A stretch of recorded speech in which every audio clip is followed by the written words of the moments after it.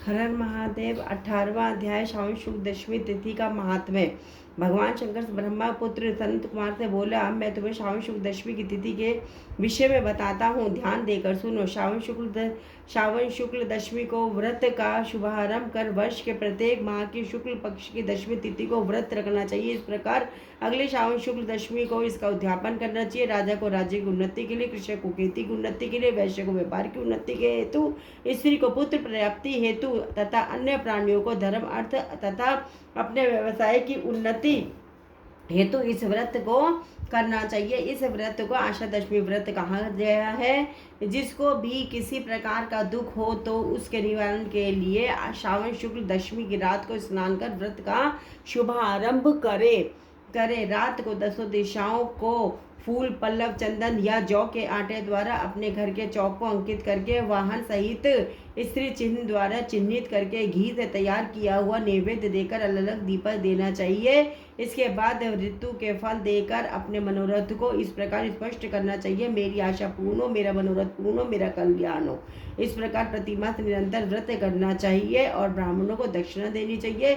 वर्ष की समाप्ति पर इसका उद्यापन करना चाहिए। सोने चांदी की इस दिशा रूप देवताओं की प्रतिमा बनवाकर अपने सगे संबंधियों के साथ स्नान आदि करके अपने घर के आंगन में भक्ति भाव से दिशाओं का क्रमशः आवाहन, स्थापन तथा पूजा करनी चाहिए। दिशाओं के मंत्र इस प्रकार है। इंद्र दिशा, इस दिशा रूप देवता सुर और तथा असुर नमस्कृत इस संसार का स्वामी इंद्र आपके पास निवास करता है, आपको नमस्कार करता हूँ। हे आग्नेय, अग्नि देवता के रहने से आप आग्नेय कही गई जाती हैं। आप तेज रूपी पराशक्ति हैं, अतः हे आग्नेय आप मेरे लिए वरदायिनी हो।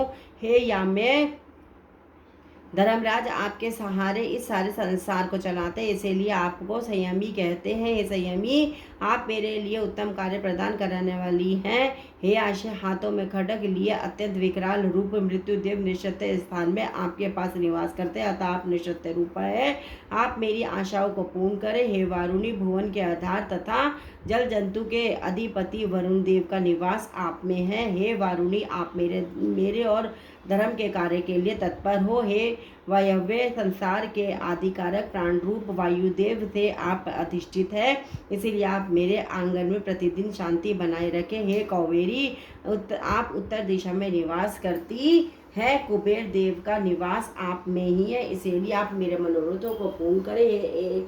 हे शायनी, आप जगदीश शंभु से अलंकृत है। हे देवी, मेरे मनोवांछित कार्यों को परिपूर्ण करें। आपको नमस्कार है। सारे विश्व के ऊपर निवास करने वाली सदैव कल्याणदात्री, सनक, नंदन, सनातन और सनत कुमार आदि मुनियों के साथ रहने वाली आप सदा मेरी रक्षा करें।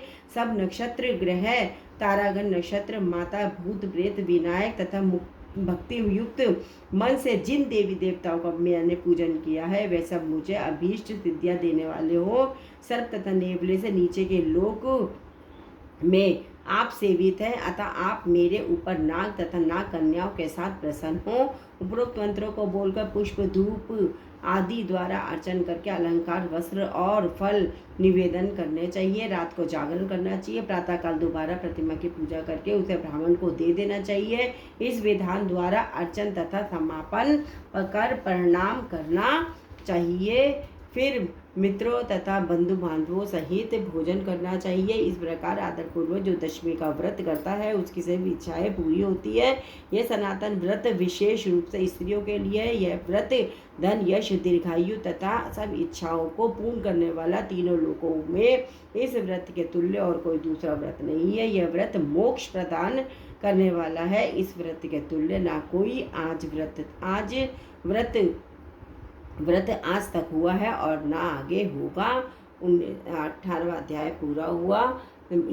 हर हर महादेव, हर हर महादेव, हर हर महादेव। नमः पार्वती, हर हर महादेव, नमः शिवाय। ओम कालेश्वर ज्योतिर्लिंग महादेव की जय। कर्पूर गौरम करुणावतारम संसार। ओम नमः शिवाय, ओम नमः शिवाय, ओम शिव नमः शिवाय।